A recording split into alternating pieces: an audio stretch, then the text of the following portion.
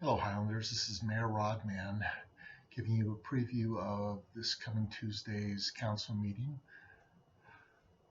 We have a fairly light agenda, so hopefully the meeting doesn't go long. Our last meeting, actually, we ended about, I think it was 1:30 in the morning, so it was rather long. But it was a good meeting. This one should finish much, much sooner than that.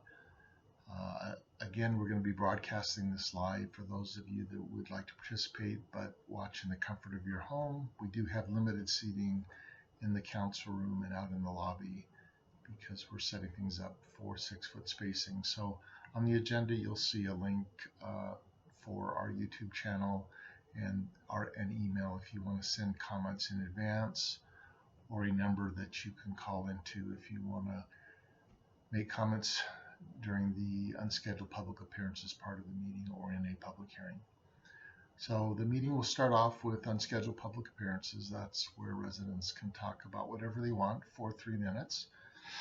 They can tell us how wonderful we are or not, or things that they see in Highland that need to be taken care of.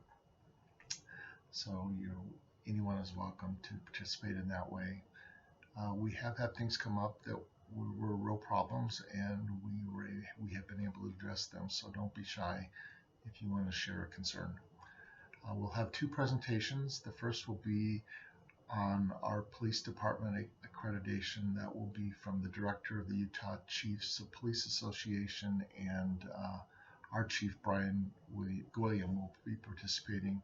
Second one is pretty interesting. It's called the Valley Visioning presentation, and it'll be done by the people that ran the survey for the whole county on what kind of development residents would like to see and where they think growth should happen, what kind of growth that should be.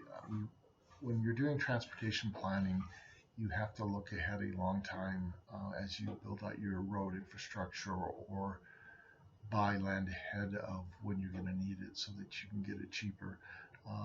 I've seen a preliminary version of this. It's really interesting, and so I think that would be something. If you're concerned about growth and where it will happen, this will give you an idea of what people are thinking about in that regard.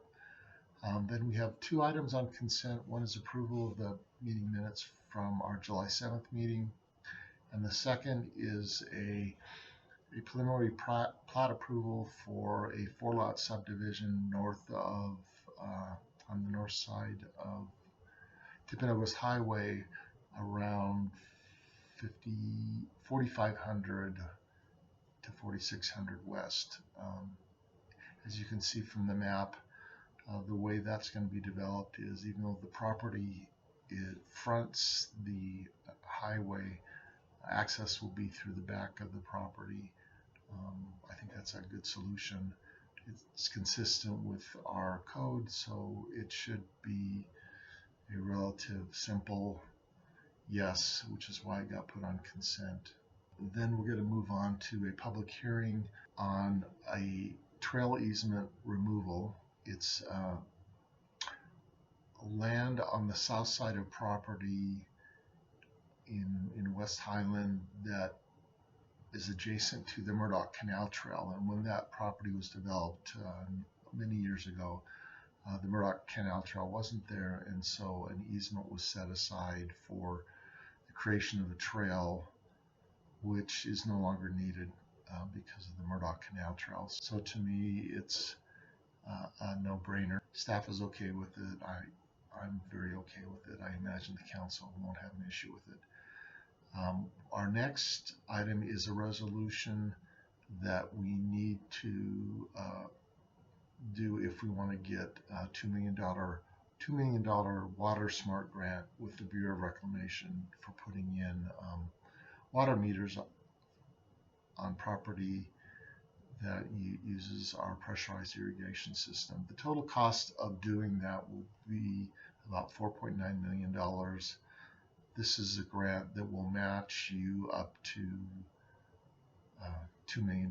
So we would like to take full advantage of that. In order for the grant application to be considered, we need to provide a resolution that indicates that that's we're willing to invest at least $2 million so that they will give us another $2 million. The project, as envisioned, will run about 3 years, and that means at the end of those 3 years, all residents in Highland that use pressurized irrigation will have a meter, and experience in other cities in the state show that if you put in meters and report usage, that usage actually goes down without even changing any rates. We are currently using, as a city, about twice as much water as we should be based on a standard of 3 acre-feet per irrigatable acre of use. And so while this will take a few years, I think in the end it'll be a good thing, and it will give us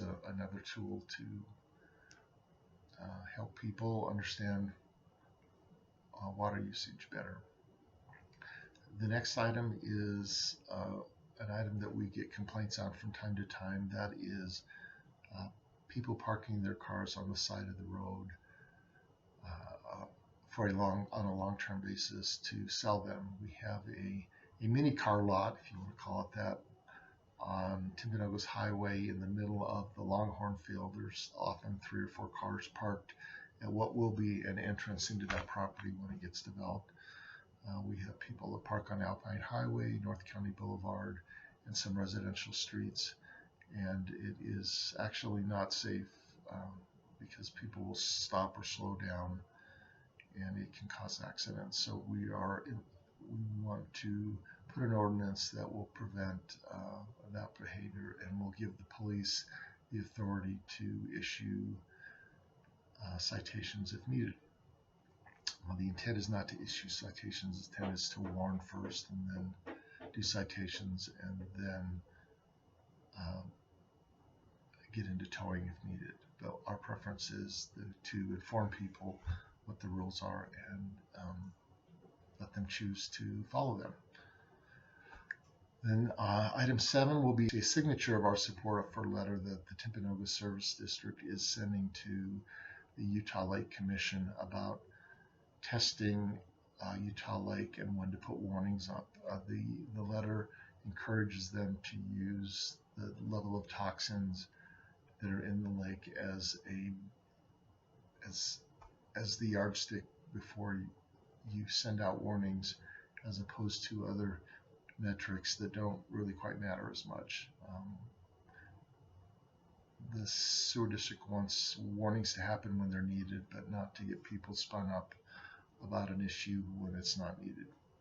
So we'll review that. I read that. I was okay with it. Our former council member Brian Braithwaite is our representative on that Timpanogos Sewer Districts, and he'll be at the meeting and give a short report about the details on the letter. That is our last item. The future meetings will be August 25th. There's a planning commission meeting, and then on September 1st we'll have another council meeting, and September 15th is another council meeting, and September 22nd is the following planning commission meeting. They all start at 7 p.m.